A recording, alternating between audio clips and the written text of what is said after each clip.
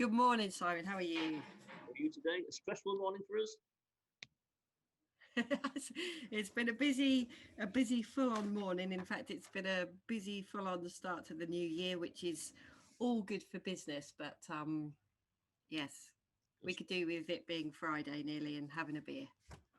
Indeed, yes, with lockdown. Anyway, right, today we have special guest today is Jay Howard and Piotr Rusinek, the Hammered guys. I was on their auction buyers meeting about a month ago, and it's quite fascinating, these auctions. So they're here to tell us all about auctions, how you can use them, and educate us basically about the ins and outs of auctioneering. Morning, guys. Morning. Thanks for having us. Good morning. Tell us a bit about yourself and how you got into auctions, what is your background, and then we can get on to Hammered. Go ahead, Jay. Oh dear. So I got into auctions when I was 17. The first property I'd ever purchased was a funeral director's home on a high street location in West Sussex. It later blew up, but it was a really good purchase, and the insurance and everything else kind of covered the cost. And I sold it at a profit, and I didn't touch auctions for another couple of years. And then when I did go back to auctions, I really went back to auctions. I traded through auctions for about 8 or 9 years properly, and I started working as the auction manager for a central London auction company. So I've kind of sat on both sides of the fence there. And now we have, obviously, myself and Piotr co-authored Before the Hammer Falls, #1 Amazon best-selling book on the subject of auctions, which is rather niche but very special to us. And we've set up Hammered, and we've got our auction buyers club. So we kind of created a real ecosystem around what it is that we do and what we're passionate about. I'm afraid you can't start off the podcast with saying something like, "I bought a funeral director's which blew up," without explaining to us how that could possibly happen. Well, you asked very similar questions to insurance loss adjusters. So it actually physically blew up, or the deal blew up? Well, no, a fair proportion of the building did blow up. I mean, I bought it because it was a really solid. My uncle, who was probably my first mentor, especially in property, said, people are going to always need, 2 things in life: somewhere to live and a place to die. A rather morose subject, but and I kind of thought, wow, I mean, how does a funeral director's home go out of business? And it's unusual that your first property purchase is a commercial property. And I thought, wow, I've hedged my bets. And the reason I bought this one is that they had their own furnace for cremations. They had a whole yard out to the rear. And I don't think funeral directors' homes have that anymore. And maybe my insurance case was the reason for that. But one of the canisters, because it's a high fuel kind of canister, basically they think there was a problem with one of the connecting pipes, which at the time was rubber. I don't think they have that anymore either. It had frayed, and when they lit the oven, it kind of backdrafted and went up through the floor into the upper parts and into the roof, and then landed in the next door neighbour's roof. So it literally it went off with a bang. In fairness, I made money on the deal because the insurance companies had to redo the roof, and I renegotiated terms for it. So I re-geared the lease for the commercial tenant, and I sold it in arguably a slightly better market. And that was really my first purchase. Was not only through auction, but commercial. It blew up, and I traded it. So it's a bit of a unicorn for a first property venture. That's a fantastic story. So where did you go from there? Down. No. No, the property journey has been a really very interesting one. And I from the age of 17, so I got into property from a really very young age, compared to most people. And I came into money at a fairly young age and did what most young people do with money, which is pretty much spunk it up the wall, which is what I'd done quite successfully for a number of years. And then I got married, and now I've got a baby, and all of a sudden there's responsibilities, and looking now forward to the growth for the future, and creating, you're always going to use words like legacy and wealth and all that kind of stuff as much as you don't want to, but the mindset has changed drastically. So the majority of what I do, and what more recently I've been doing with Piotr is trading and doing a lot of value add trades through auction. I've got a history. I've got a law degree. I've got a psychology degree. I've got a classics degree. So we kind of we have a lot of potential to see things that other people don't really get to see. And Piotr's the big detail number person in the team, and doesn't really work without that element as well. So probably best to let Piotr introduce himself and talk about his experience before I completely steal any more time. Yeah, brilliant. Yeah, I wouldn't say I'm much of a big detail person, but I'm more big detail person than Jay is. And that's how probably it's better to describe me. I started property after uni. I studied economics and finance at the University of Aberdeen, and I came to London. Kind of accidentally got a job in property, and then I kind of started working for buyers mainly, and looking for things in auctions. And my boss used to go to auctions, and that's how I kind of got into property auction game, and kind of got infected by the fact that things happen in auctions very quickly, and especially when working for buyers, we want that speed because we don't want to wait 18 months to get paid. And in auctions, basically things either happen or not happen very quickly, so there's kind of less risk in that sense. And also I guess auctions provide a lot of data for how people do things. When they buy, they sell it a year later, and you see the same property but for double the price, and what happened in the middle, and how people do that. And you get to see a lot of weird and fascinating properties that get transformed, and that provides a lot of opportunities to learn, and a lot of opportunities to apply the same things in properties that we find.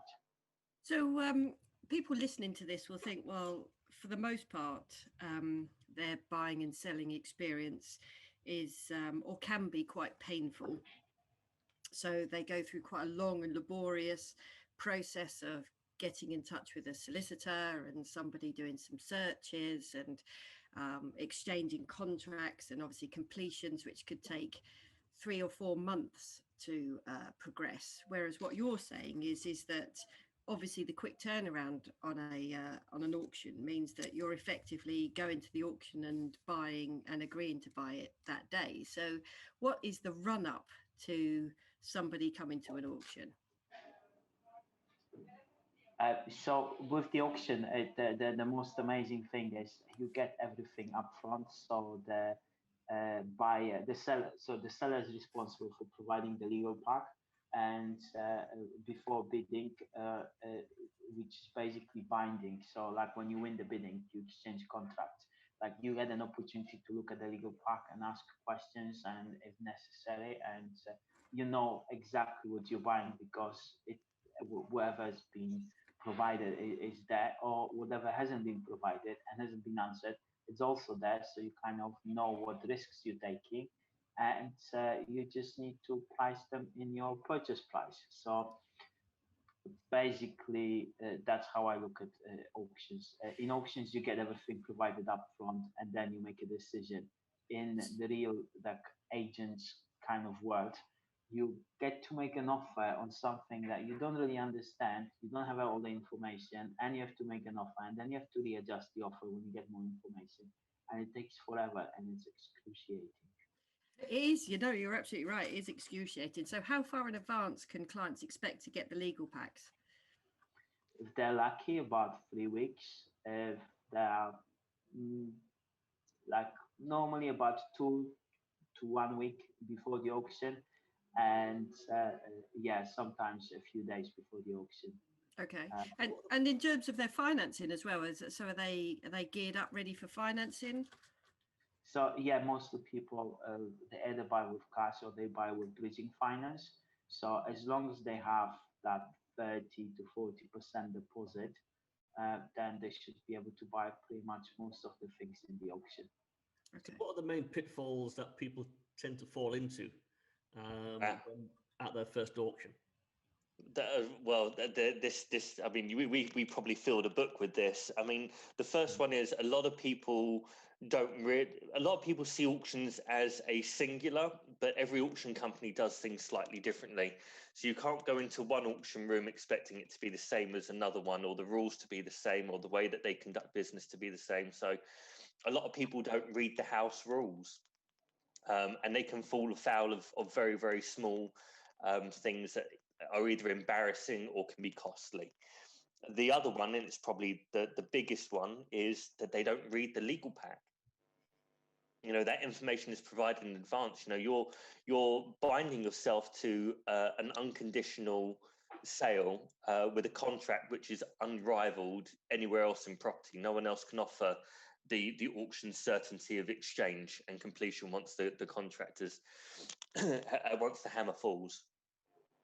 And the other thing that people do, which is very much contrary to the first thing that I mentioned, is that all they do is they make their decisions based on what's in the legal pack.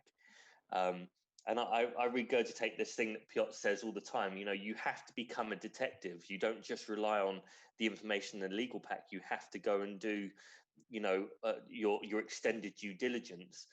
So those are the two.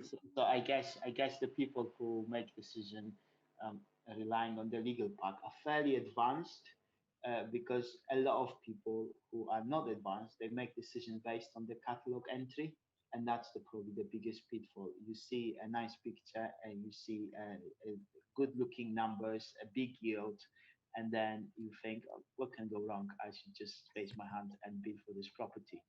And I guess that's the number one pitfall. The number two is people look at the legal part, say like, oh, this is missing, this might be not right, so I basically will give up on this property. Well, in fact, it might be a perfectly good property.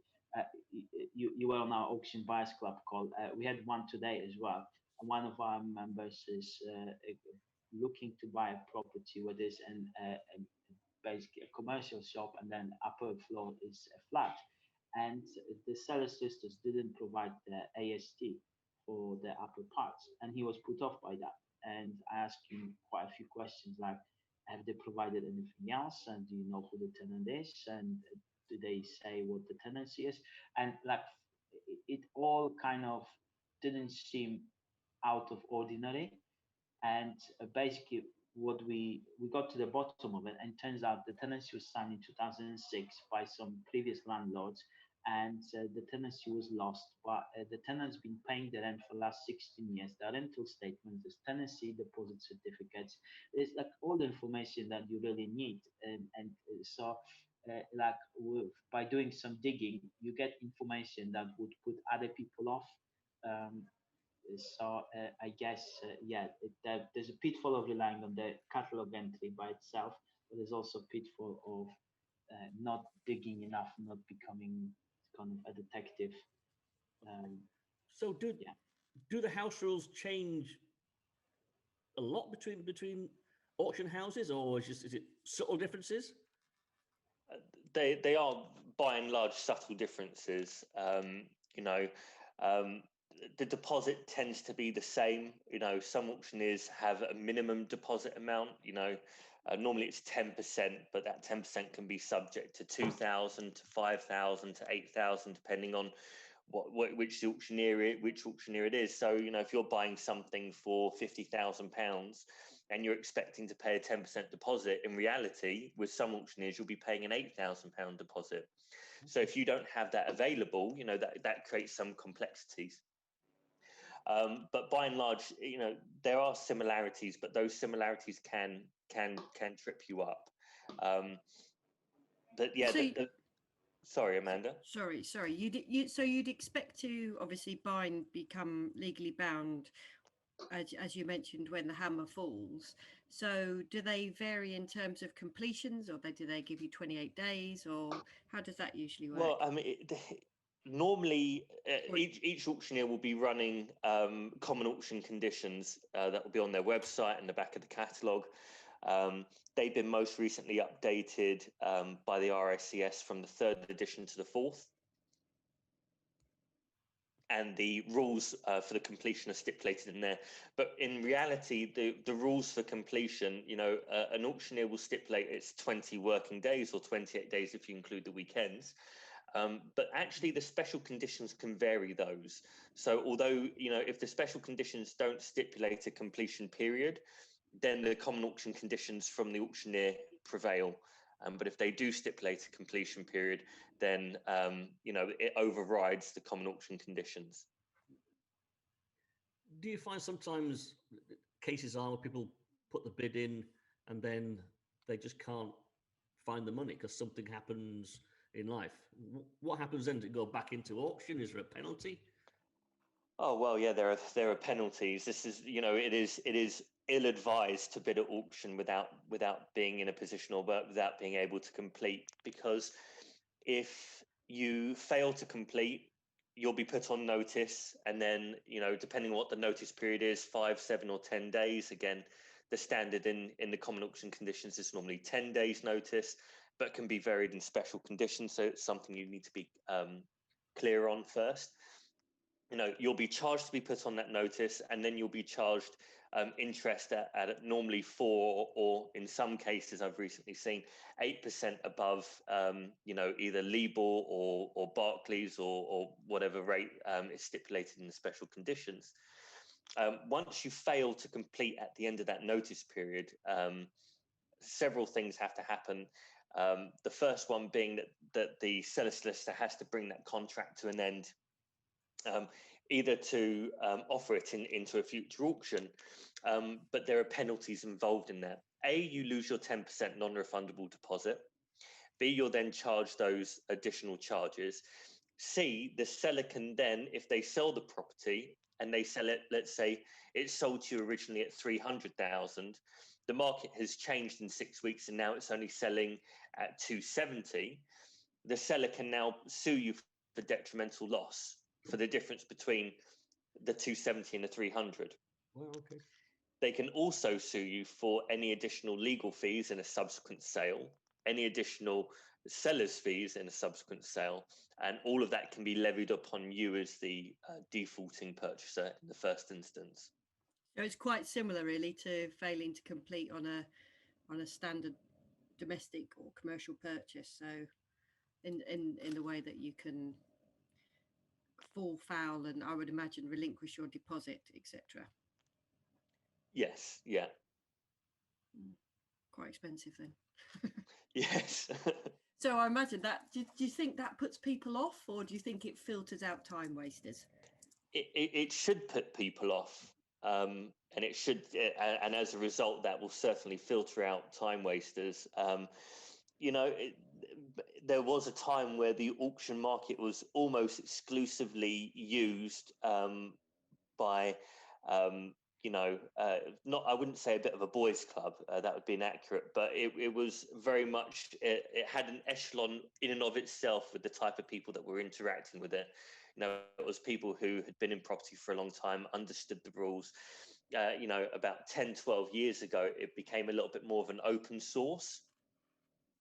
And I think that happened because a lot of people were selling, you know, non-standard auction properties, so properties that were in good condition, or, you know, just basic yielding vanilla assets were going through auction instead of some of the more complex, some of the more exotic stuff that you'd expect to find. So the market really did open up, and that invited quite a few different types of investors into the fray. And then Homes Under the Hammer started, and Yes. creating the science fiction program, the magical profits that are being made at auction.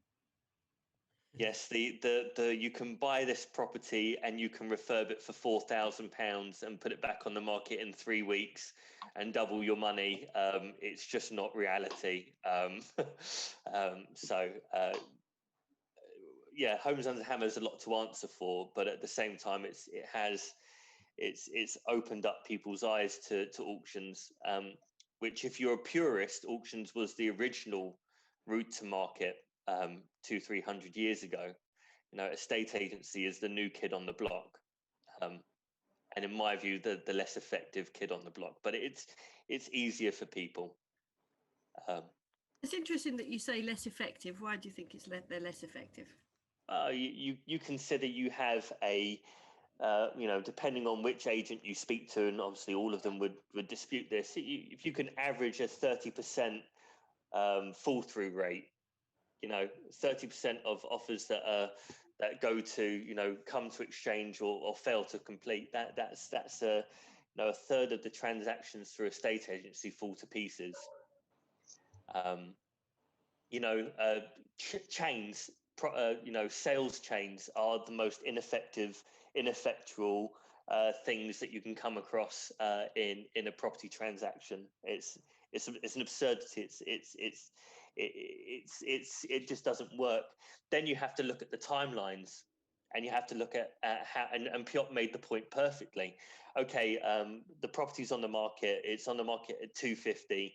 The vendor will accept 260. Okay, I'll make an offer of 260. But they didn't tell you that they don't have building regs for this, or there's a drain running through the boundary of the property, and they haven't got this. And all of a sudden now that 260 is starting to look like 250, and then you get the gazundering and the gazumping and the this and then that. And if you're a proper property investor or property professional, the last thing you want is to spend 6 months on a property and for it to fall down at the end because someone failed to disclose something to you, or the process just was ineffectual. And in very plain terms, it's not as efficient, it's not as effective, it lacks in so many different ways. And I dare say that the future of high street estate agency is doomed. It's probably doomed to move online, like with most things in the digital age, like in the way that auctions had to adapt through COVID. They've all moved online successfully, and actually in certain respects they're getting better results. Their overheads are reduced drastically for it, and it's opened the market up to so many more people. And there are so many estate agents that refer properties over to auction. So are you sort of an advocate more of the Scottish system? No. Which you probably would have expected a different answer for. I think there's a beauty to our legal system and to the complexities. And actually, I think it's the complexities that create opportunities. Obviously, there are opportunities in the Scottish system, but I think I think you'd be doing away with quite a bit of an established legal system. And what makes property interesting is that there are these complexities, there are these loopholes, there are these contradictions, there are these ways that you can solve problems. And I think I'd find it turning into a bit of a blander palate if we adopted the Scottish system. Okay. But I guess from a buying and selling perspective, if you're simply buying and investing, then the system that we currently has provides, with the chains, I think it provides an element to enable you to not be either stuck with 2 properties or stuck without anywhere to live. Yeah, very true. But I mean, well, you can. There are some chains that run 60 sales deep. Right. If you're talking 2 or 3, then yeah, causality is a chain. It requires one link to another. But one property sale falls through, and then 40 other properties fall down because of it is an inefficiency. Definitely. I'm not sure that I've ever come across a chain that long, actually, but it definitely is a domino effect. Yeah. That's interesting.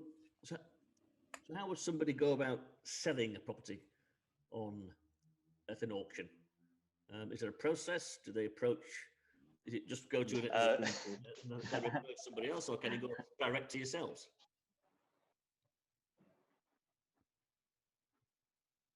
So basically, like we have people selling auctions. We sell in auctions ourselves, own stock. And a couple of months ago, Javen, I convinced him to sell his own flat in the auction.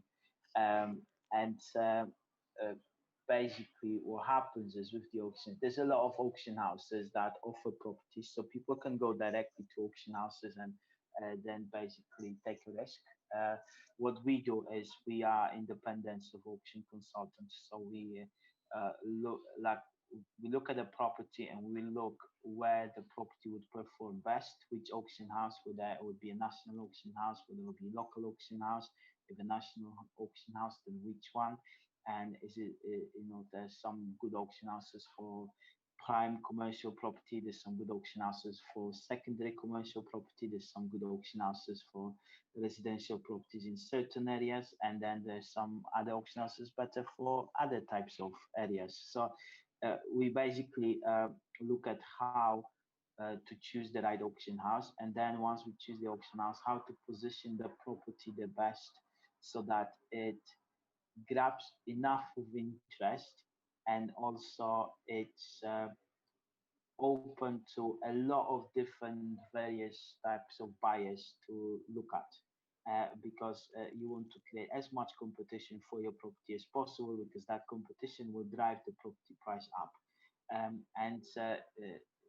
Yes, so usually in order to sell a property in the auction, you don't need to put it in, you need to be committed to sell, and by that I mean you need to decide on a very low reserve price, normally like a much lower price than probably you would be happy to sell the property for.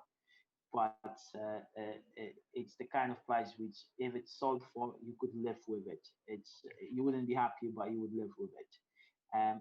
But by that, offering the property with a low reserve price means that a lot of people come with a hope that they're going to get that property for that price, and then they review the legal pack. They kind of spend a bit of time researching the property, maybe a bit of money researching the property, and then they come to the auction to bid for this. And by that time, they really want the property, and they're happy to pay probably much above the reserve price.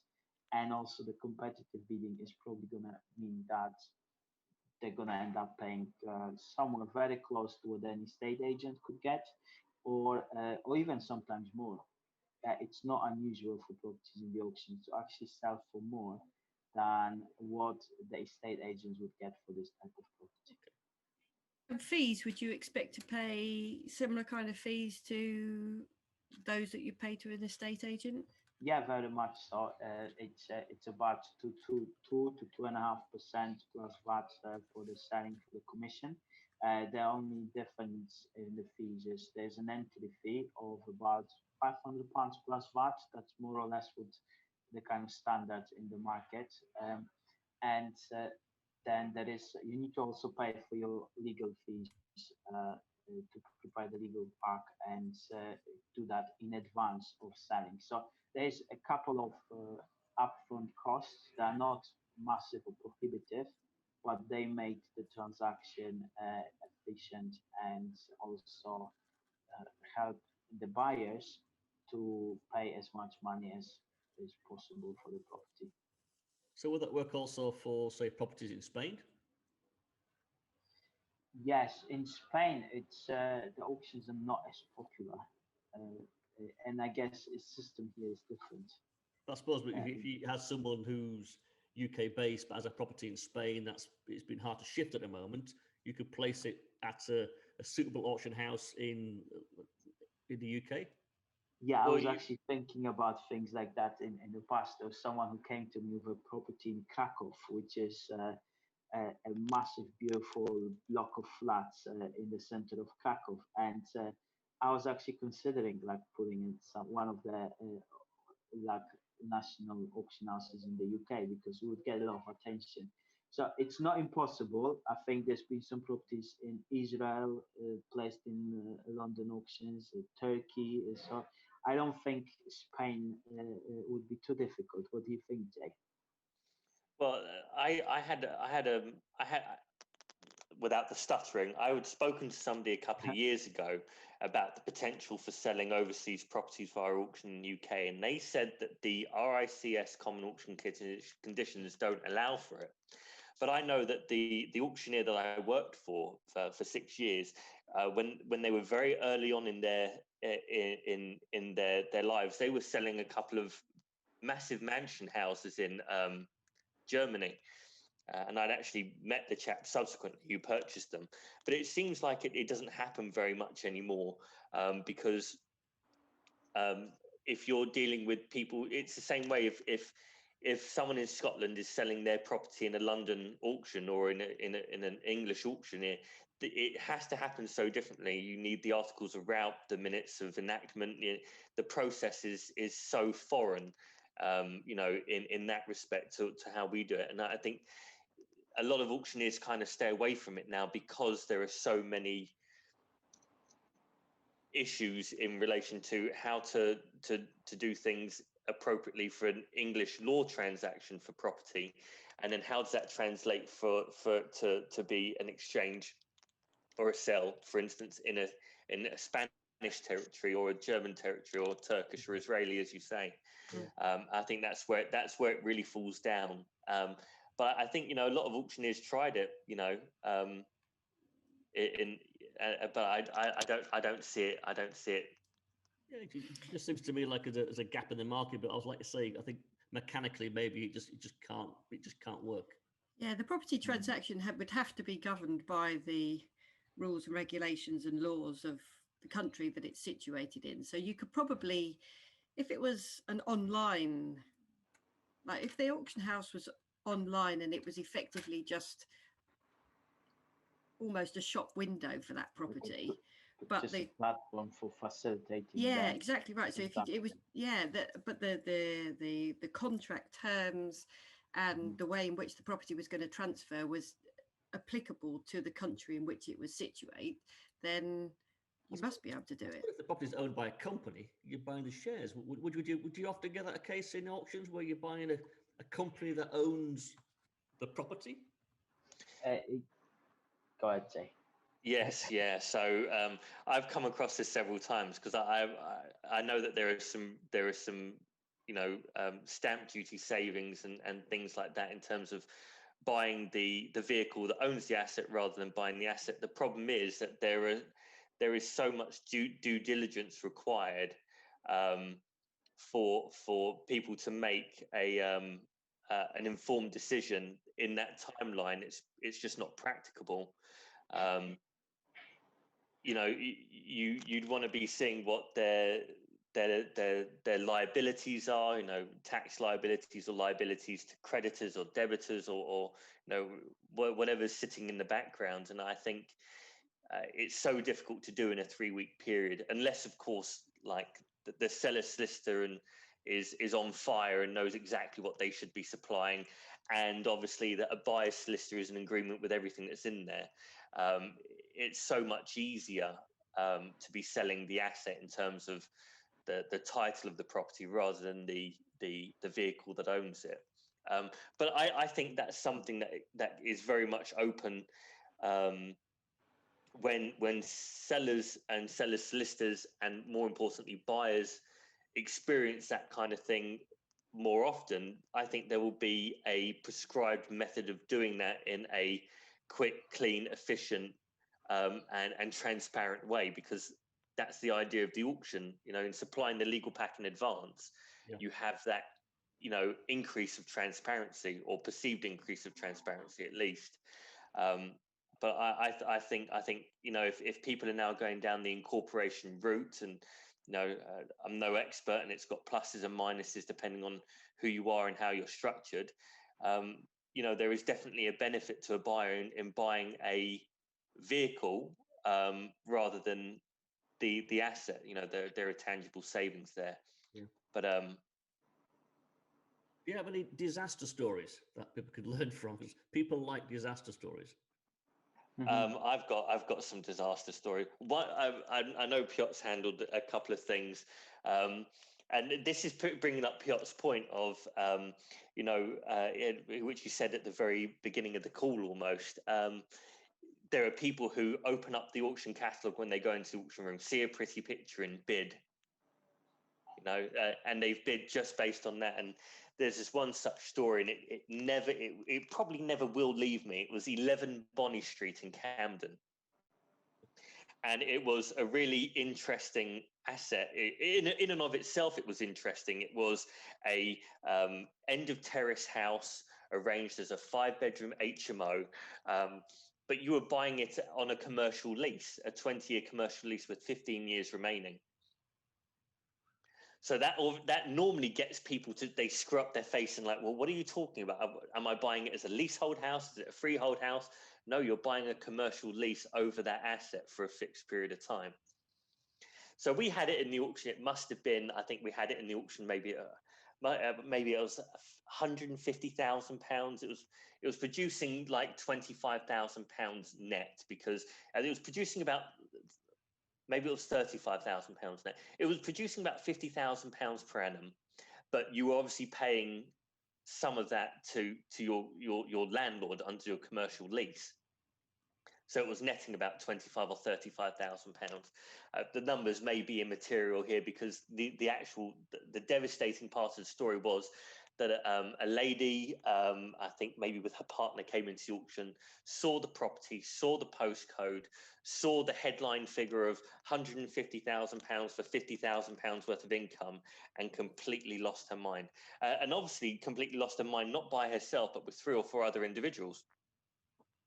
It was a heated bidding battle, and I think it sold for, it must have been about £350,000, £400,000, something in that region.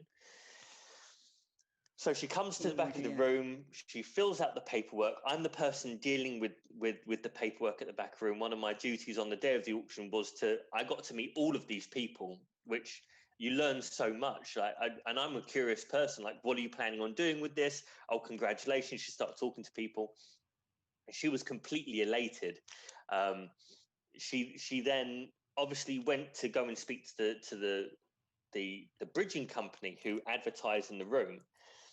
And she was disavowed in a very, very short period of time. They're like, we can't lend to you on this. You bought a commercial lease. No, she's like, no, I bought a 3-bedroom house, arranged as a 5-bedroom HMO in Camden. This is Camden we're talking about. They're like, no.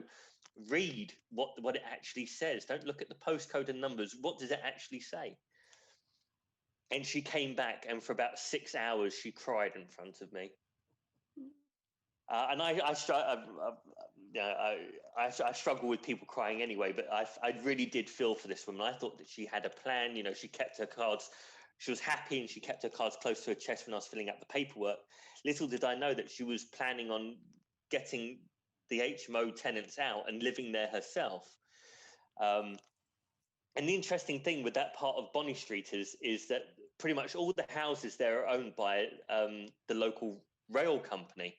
And that's the reason why you can't buy the freehold or have any residential tenancy rights over the properties. It's all commercial rights, because they want to retain, the Bonnie Street backs onto their railway, so they want to retain a degree of ownership there. And I think subsequently some people have negotiated freeholds, but I mean, one of the freeholds I think was negotiated at 1.2 million. So, that one was really bad. That was one that I experienced. One that I didn't experience, which is kind of told over, where auctioneers and bridging finance companies get together over a bonfire and start talking about horror stories. Scott Henry, I'm sure he won't mind me plugging him, of course, from Together Money. Definitely won't mind me plugging that. I was having a chat with him once, and he told me this one story. He was at a central London auction company, and a woman came over to him, and she was, again, completely elated. And she had bought a block of flats in central London for about £127,000. In fact, all she bought was the ground rents, and she overpaid about £100,000 for it. And that was a horror story, because again, the person just kind of saw like a block of flats, how many are in there, and though it's things like that where, you know, Piotr's point of they look at, people will, you know, look at the property particulars, but they won't read it. You know, people, you know, we have, you know, there's I think there's a psychological term, and if my brain was switched on, it would remember it. But there's a psychological term that when you open up something or you're reading something, you're looking for you're not reading it, you're looking for bits. Like when you open up a catalogue, you're looking at the postcode, you're looking at the price, you're looking at the income, you're looking at, you know, you distill, you know, X amount of details into very, very small categories, and you make a decision. And people have lost a lot of money on that basis. Yeah, so you spoke about two women, Jay, but men also make mistakes. I wasn't singling them out. But if you remember, talk about the short lease property in Brent, the one in that one. Which one, Brent? The one that sold for like 197,500. No, a good example. That was a woman as well. But I've got an example of a recent transaction. We're selling something for a client. It was in a 15-bedroom HMO in the Midlands, and the person who bought this, he was bidding against other people, and he won. And he ended up paying, I think, £604,000. And he basically thought, he spoke with mortgage brokers, and he thought he's going to get 75% of that money as a mortgage. And he was a first-time kind of landlord. He owned his own property, but he had 150k deposit. Everything was super tight, and he was expecting to get a mortgage instead of a bridging finance kind of offer. And basically, he didn't get a mortgage because obviously the headlines figures never mean anything from mortgage companies. He then tried bridging, and he got extensions to complete on the purchase from the seller. But the bridging companies, they always deduct the interest. So if from the 75% loan to value, you're never going to get that 75% because about 12% interest is being deducted up front, and you're really going to get about 55% or 60% of the amount. So yeah, he failed to complete. He lost his deposit, and it was quite a painful transaction for him. Wow. So I guess those horror stories, that all come from the fact that you cannot rely on headline numbers or headline things or headline catalog entries. Like, you need to dig deep basically in those things and really read and understand what you're buying, how you're going to finance it, how it's all going to work. And that's why we wrote the book, because we see so many people making mistakes, and we talk about those things over and over and over. So I thought, like, let's put this into a book and let's give people like a guide, what to do, what not to do. And then we felt like we did our bit to help them. That is brilliant. And we'll put a link to in the podcast to your book anyway. That's great. That's really, really interesting podcast. Interesting. Thank you both very much. Thank you for having us. And it's we always enjoy talking about auctions and those auction transactions. And if anyone needs anything about auctions and sales and selling in auction and want to chat with us, they can get us on our page, just hammeredauctions.co.uk. That's great. We'll put a link anyway to yourselves anyway in the notes. Yeah. Jake, thank you. Piotr, thank you. Thank you. Brilliant. Okay. Yes. It's Next. great. Thanks Thanks, very John. much.